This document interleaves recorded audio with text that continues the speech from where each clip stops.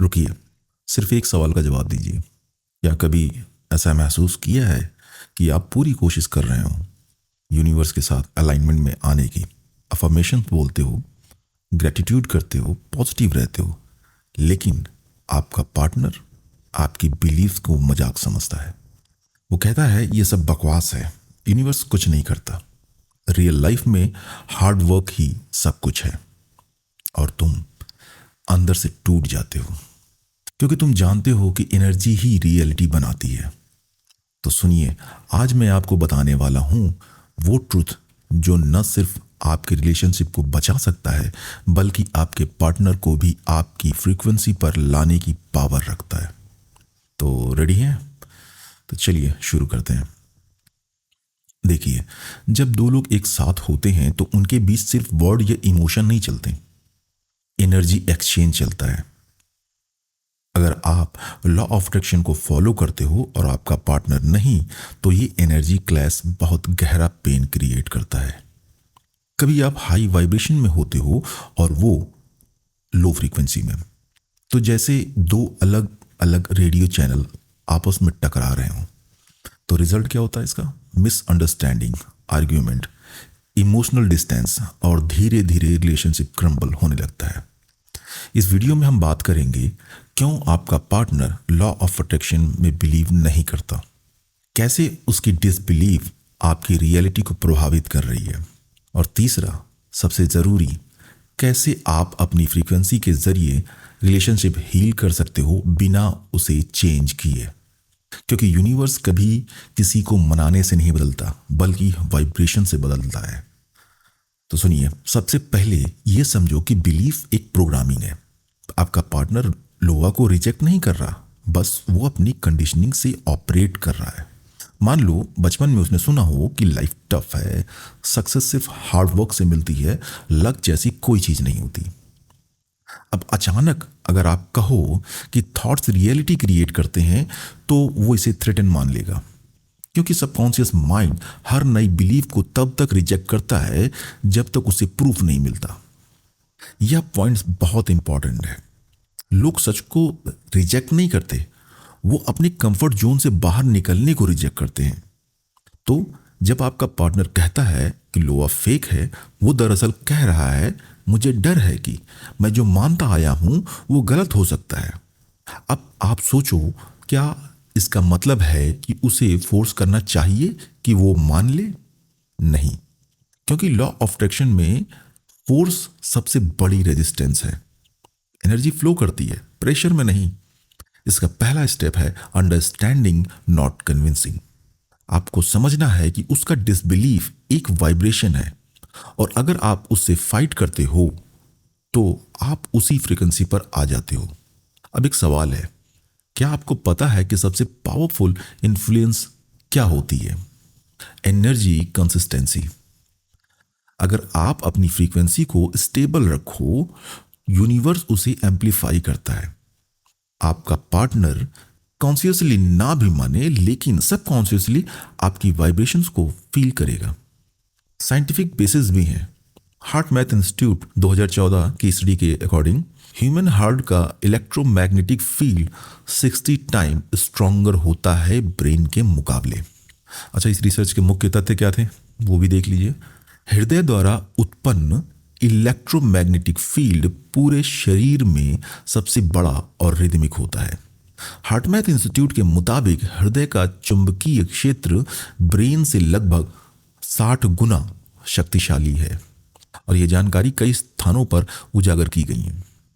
Heart का यह field शरीर के बाहर लगभग 3 फीट तक डिटेक्ट किया जा सकता है, जबकि ब्रेन का इलेक्ट्रोमैग्नेटिक फील्ड उसकी तुलना में कहीं कम होता है। कई हार्ट मैथ रिसर्च में यह भी पाया गया है कि हार्ट का इलेक्ट्रोमैग्नेटिक फील्ड न सिर्फ इमोशन और हेल्थ को प्रभावित करता है, बल्कि आसपास के लोगों और पर्यावरण पर भी असर डालता है।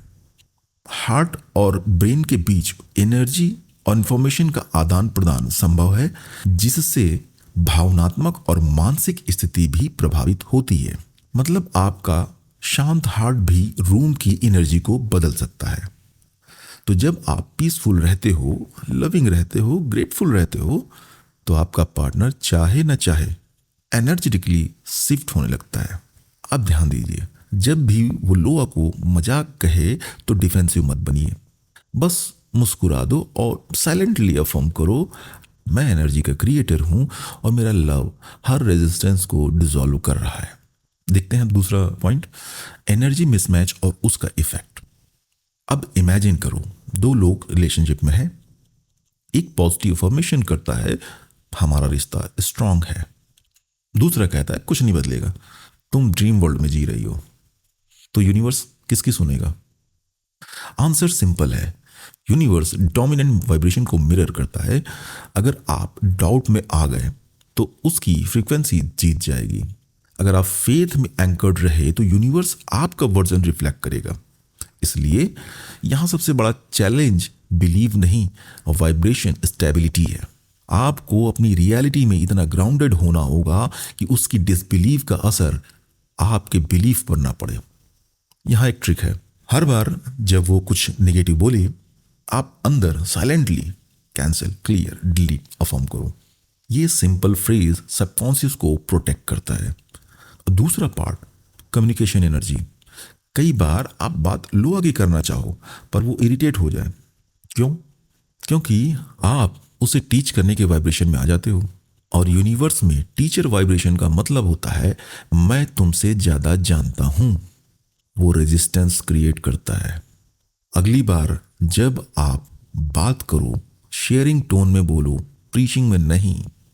जैसे मुझे लगता है जब मैं ग्रेटिट्यूड करती हूँ मेरा मूड इंस्टेंटली अपलिफ्ट हो जाता है।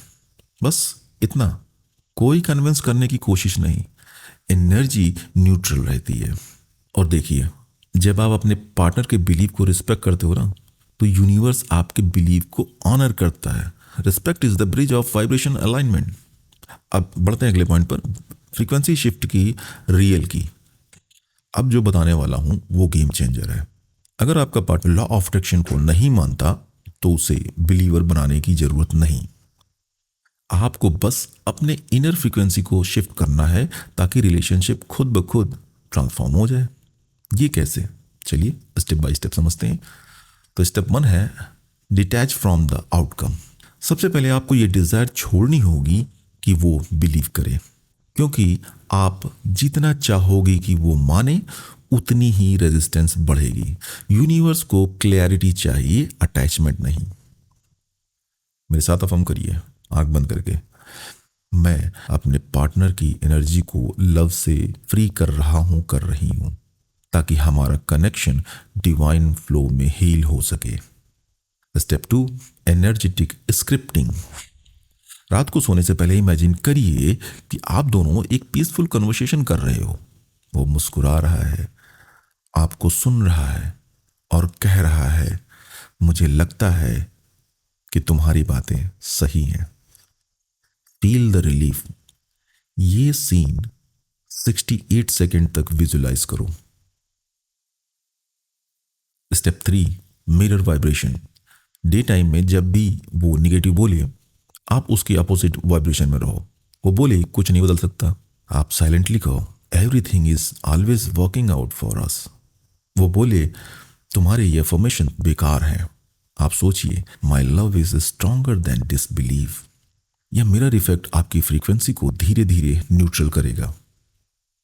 चौथा स्टेप है ग्रैटिट्यूड एम्प्लीफिकेशन। हर दिन 5 सेंटेंस लिखिए। मैं ग्रेटफुल हूं कि यूनिवर्स ने मुझे अंडरस्टैंडिंग दी। मैं ग्रेटफुल हूं कि मेरा पार्टनर अंदर से हीलिंग कर रहा है। मैं ग्रेटफुल हूं कि हमारा रिलेशनशिप अनकंडीशनल लव पर आधारित है। मैं ग्रेटफुल हूं कि हम दोनों हायर अवेयरनेस की तरफ बढ़ रहे हैं। मैं ग्रेटफुल हूं कि यूनिवर्स हम दोनों को कनेक्ट कर रहा है परफेक्ट वे में। ग्रैटिट्यूड एनर्जी एम्पलीफाई करती है, और एम्पलीफाइड एनर्जी हमेशा रियलिटी को बेंड करती है। और स्टेप 5 है सरेंडर। फाइनली सरेंडर करो। यूनिवर्स को अलाउ करो कि वो ब्रिज क्रिएट करे। कभी कभी पार्टनर का डिसबिलीव टेम्परेरी होता है, वो बस टेस्ट होता है आपकी फेथ का। और जब आप फेथ में एंकर्ड रहते हो, यूनिवर्स खुद सिचुएशन शिफ्ट कर देता है। आपको उसे सिखाने की जरूरत नहीं, बस उसे एक्सपीरियंस कराने दो, आपके कामनेस की, आपके लव की। वाइब्रेशन बोलती है, वर्ड्स नहीं। अगले पॉइंट की तरफ, रिलेशनशिप हीलिंग का एनर्जेटिक प्रोसेस। अब एक powerful technique, heart coherence practice. यह साइंटिफिकली प्रूवन है हार्ट मैथ इंस्टीट्यूट के द्वारा। थोड़ा सा जान लेते हैं हार्ट कोहेरेंस आखिर है क्या। हार्ट कोहेरेंस एक विशेष फिजियोलॉजिकल अवस्था है जिसमें हृदय, मस्तिष्क, नसों, हार्मोन और सांस लेने की प्रणाली तालमेल में आ जाती है, जिससे संपूर्ण शरीर में संतुलन और स्थिरता मिलती है। यह अवस्था तब आती है जब आप जानबूझकर अपने ध्यान को हृदय क्षेत्र की ओर केंद्रित करते हैं और सकारात्मक भावनाओं जैसे कृतज्ञता, प्रेम को जागृत करते हैं। तो हार्ट कोहेरेंस की प्रैक्टिस कैसे करें? हार्ट मैथ की क्विक कोहेरेंस टेक्निक बहुत ही सरल है। पहले तो किसी शांत जगह पर बैठ जाइए और अपनी सांस पर ध्यान केंद्रित करें। कल्पना करें कि आपकी सांस आपके हृदय क्षेत्र से आ रही है। धीरे धीरे सांस लें और बाहर छोड़ें। 5 सेकंड में सांस लें और 5 सेकंड में छोड़ें। अपने जीवन की किसी सकारात्मक भावना या अच्छी याद को याद करें और उसको जितना हो सके महसूस करें। यह प्रक्रिया 1-2 मिनट तक कर लें। प्रैक्टिस के दौरान शरीर के सिस्टम सिंक्रोनाइज हो जाते हैं, जिससे मानसिक स्पष्टता, भावनात्मक स्थिरता और तनाव में राहत महसूस होती है। जब आप डीप ब्रीदिंग करके हार्ट एरिया में ग्रैटिट्यूड फील करते हो, आपका हार्ट ब्रेन सिंक्रोनाइजेशन बढ़ता है और यह कोहेरेंस आपके आसपास के लोगों की एनर्जी को भी शांत करता है। तो रोज 5 मिनट करिए।